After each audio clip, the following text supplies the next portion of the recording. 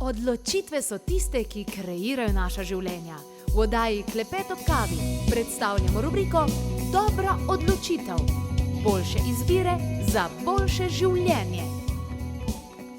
Hvaležno pozdravljeni, dobrodošli v Tašno. Čast mi je, da imamo danes v naši družbi izjemnega človeka, ki je vsaj meni in mnogim drugim izjemen prav zaradi tega, ker v svojem delu znanstvenika pravzaprav vključuje tudi ostale poglede, tiste poglede oziroma tisto neko trilogijo, po kateri je znan tudi Nikola Tesla. In to je poleg znanosti kot takšne, vključuje tudi duhovnost in seveda umetnost. Tako je tako znanstvenik, svetovno priznani znanstvenik, kot tudi umetnik. Lepo pozdravljeni, dobrodošli, dr. Andrej Detelj danes v naši družbi in veliko vaših del.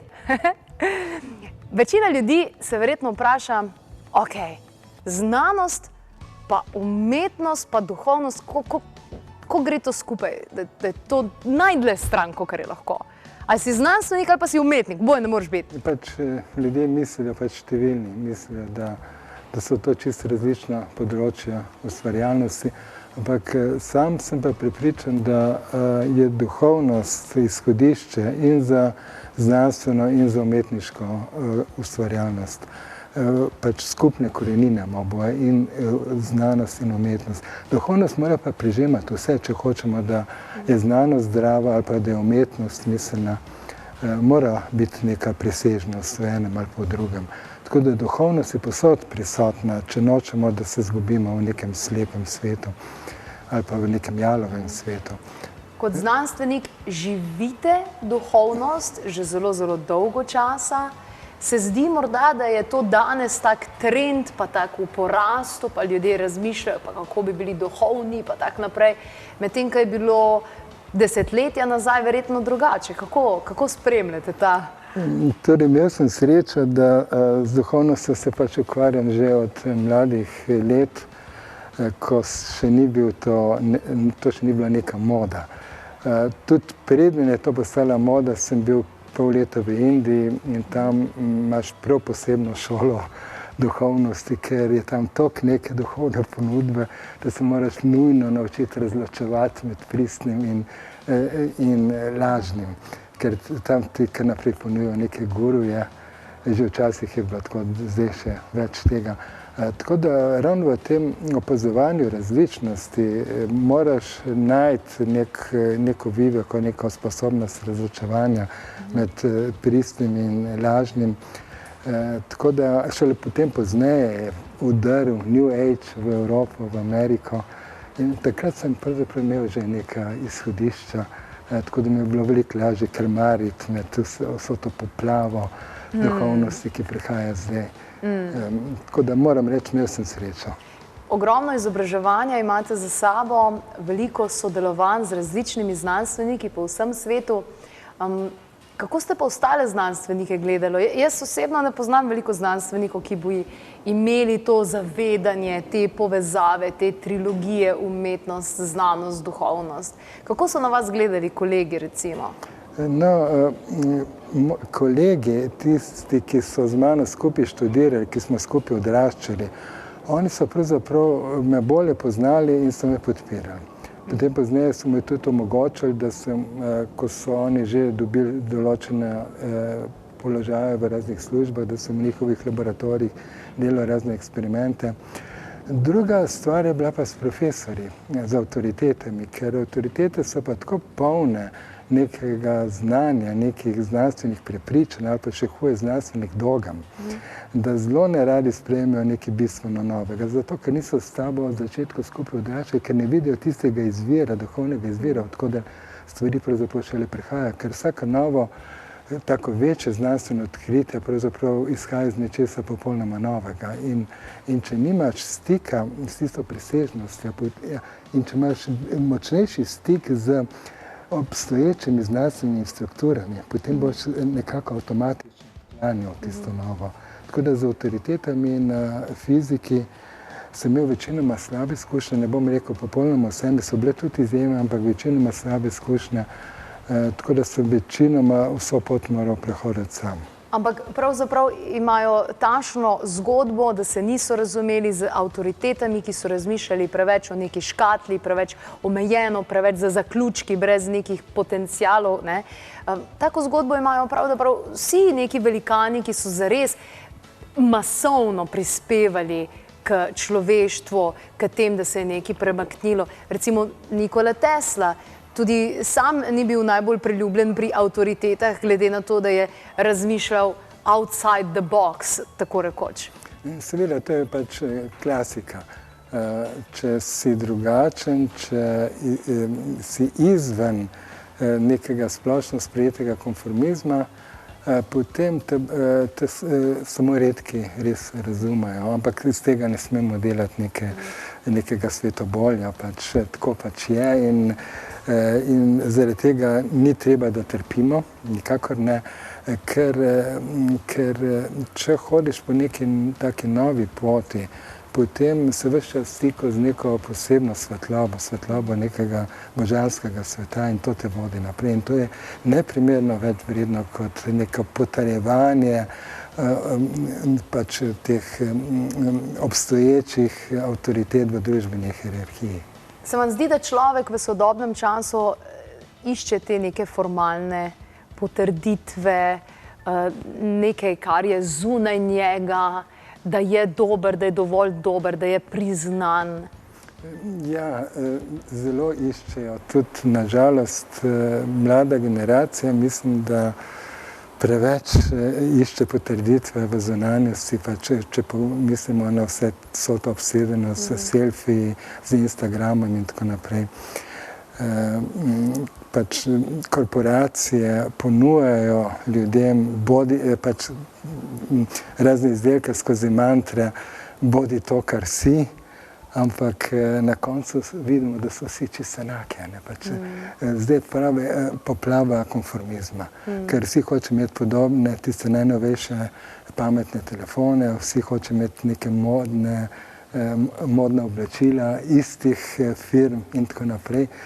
Niti približno niso ljudje taki, kot so, ampak so se nekako prodali pač nekim iluzijam, da so pač nekako manipulirajo, korporacije manipulirajo z ljudmi in ljudje izgubljajo svoje lastne individualnost, ker tista resnična, avtentičnost človeka je nekaj popolnoma drugega. Ne moreš kupiti, se ne prodaje, se ne kupuje. To mora vsak sam v sebi odkriti in to je pač določen proces, ko moraš tudi skozi določeno samoto, skozi preizkušnjo iti, da to počasi v sebi odkriješ. Kako odreagirate vi v sebi, ko vam nekdo reče, ti si genij? Ker vi ste genij. To, kar ste ustvarili, tudi s knjigo Sintropija, nasploh za tem, to je delo genija. Kako se vi počutite v tem? Ne vem, popolnoma vseeno me glede tega. Res, nekako to so razne mnenja družbe. Tukaj so že neke primerjave. Nekdo, ki je genij, naj bi bil boljši kot ostali in te primerjave me pravzaprav ne zanimajo. Tako da sem izven tega. Ker če bi se identificiral s tem, da sem nekaj posebnega, bi v bistvu izgubil stik s tisto najglobljo resničnostjo. Veliko svojega časa ste pravzaprav vložili v električna vozila, je tako? Ja. Pač s prijateljem, sodelavcem Gorazdom Lampičem so ustanovili firmo Elafe. Ta firma je zdaj stara že 12 let, med vodilnimi na svetu na področju elektromotorjev za direktno vgradnjo v kolesa električnih vozil. Morda celo najboljša na svetu na tem področju, to je pač težko zdaj presoditi. In ta firma zdaj zaposluje že približno 100 ljudi. To je v bistvu nek zelo prijeten občutek, da si pomagal 100 mladim ljudem do zaposlitve v teh težkih časih. Koliko ste še vključeni v vse te procese?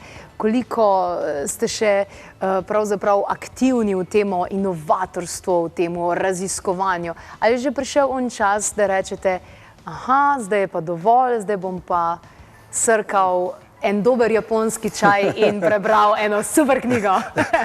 No, tudi to delam, da srkam dober japonski čaj, vsak dan ga srkam, ampak ob delu pač. To je cel obred, najlažje delam ob najboljšem japonskem čaju. To sem se naučil na Japonskem, tam je to res podoben obred.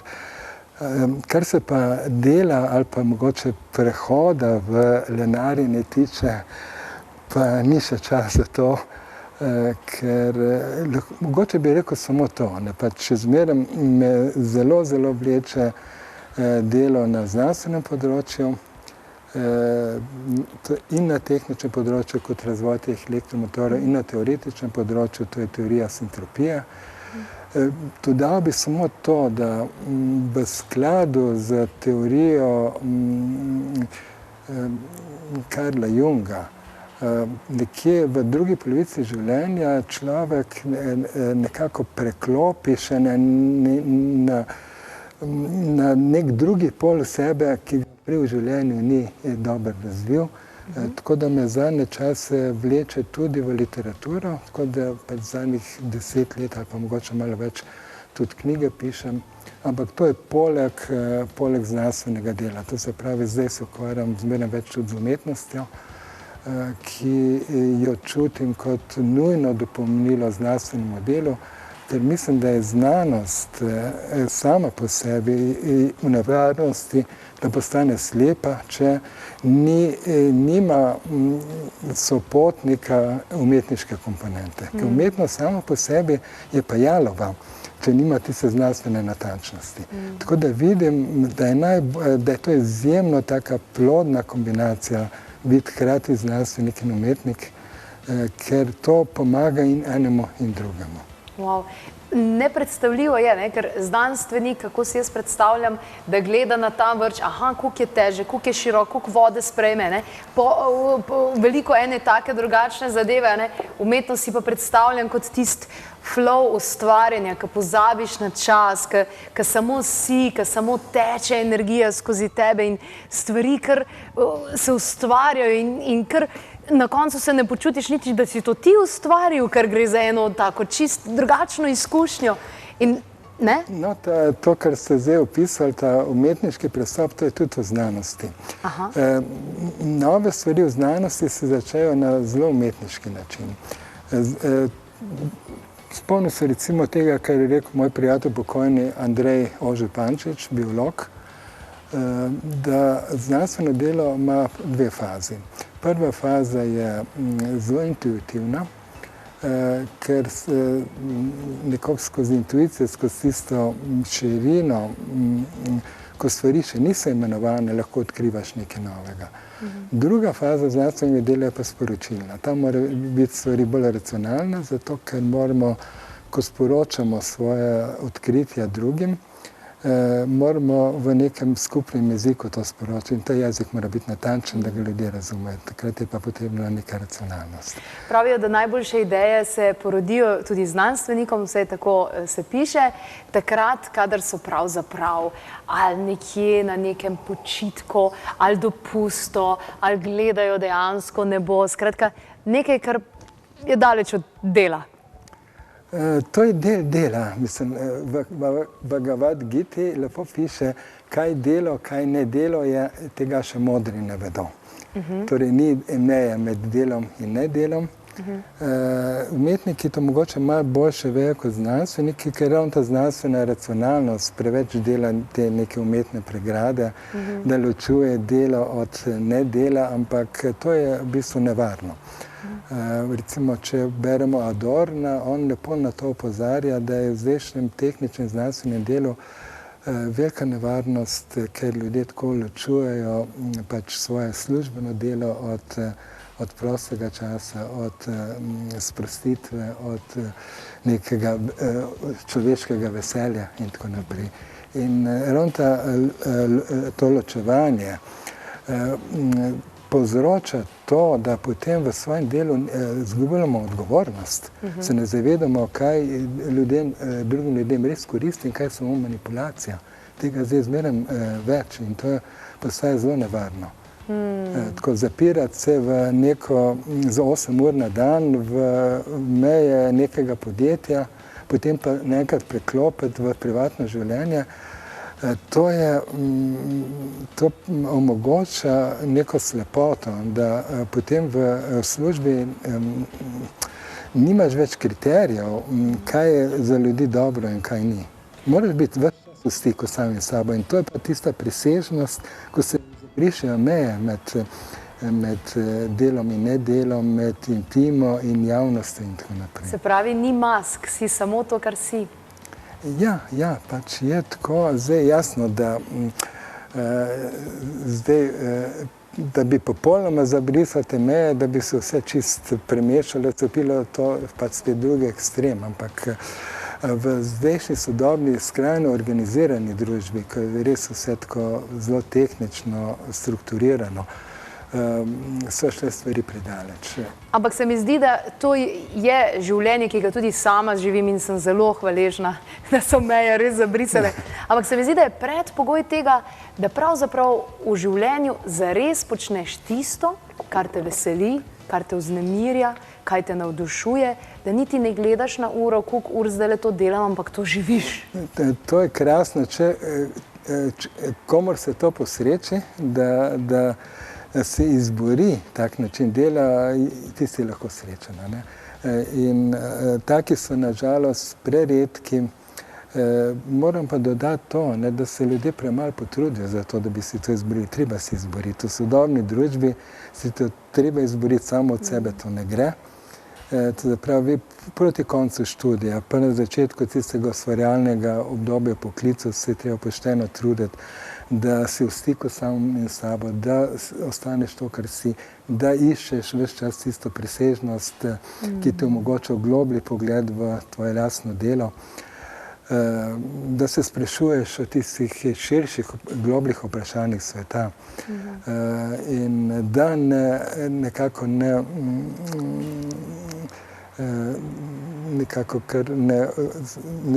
se ne umrtvičiš, ne postaneš apatičen, odvisen. V tisti dnevni rutini biti potrošnik. Ja, zato, ker je to kaj njih vapa. Ponujajo ti 8-urni delovnik na dan, potem pa greš domov in imaš tam 64 programov na ekranu in potem lahko tam lenariš pred televizorjem. Vidim, da že dolgo niste gledali televizije. Zdaj jih je že stotine. A že? Ja. Televizija res, da nimate, kaj ne, da ne gledate? Ne. Koliko časa že? Ima že približno 20 let. Ja, veliko programov več je zdaj že. Tako da še več izbire, a pravzaprav ni izbira tista, kaj pravzaprav smo. Električni avto je stvar prihodnosti. Kako vidite prihodnost čez 10, 20, 30 let? Tudi iz tega stališča potencijala, ki ga imamo, glede na tehnologijo, ki se je že razvila ali pa se bo razvila. Kako gledate glede tega? Vse je težko napovedati, ker bojo verjetno v naslednjih 10 letih prišle v svet nove inovacije, o katerih trenutno še zelo malo vemo. In te bojo zelo vplivali tudi na razvoj, recimo mobilnosti celotne družbe in tako naprej. Lahko pa rečem to, jasno, čez 10 let bojo prevladovali električni avtomobili, električna vozila. Kakšna bojo ta električna vozila, tudi lahko že slutimo, veliko več bo pač tega skupnega lastništva vozil. Car sharing, ja. Mogoče bojo pač tudi avtonomna vozila, ki bojo pač krožila po naseljih in pobirali ljudi, pač vozila, v katerih ne bo voznika in bojo pač, ti bo samo odtipkal pač kam hočeš in te bo vozilo pripeljalo. Ja, pač Evropska unija podpira to. Ne poznam osebno Violeto Bulc in to je en glavnih temeljev razvoja prometa v Evropi. Najlepša hvala. Tale trenutek narediva kratko pauzo in potem nadaljujeva s pogovorom. Ko se bojo pač stvari začele podirati, bo enostavno ljudje ne bojo več zaupali tem velikim korporacijam, bojo z nasiljem vzdrževati svoje pozicije, ampak enostavno stvari ne bojo šle več naprej.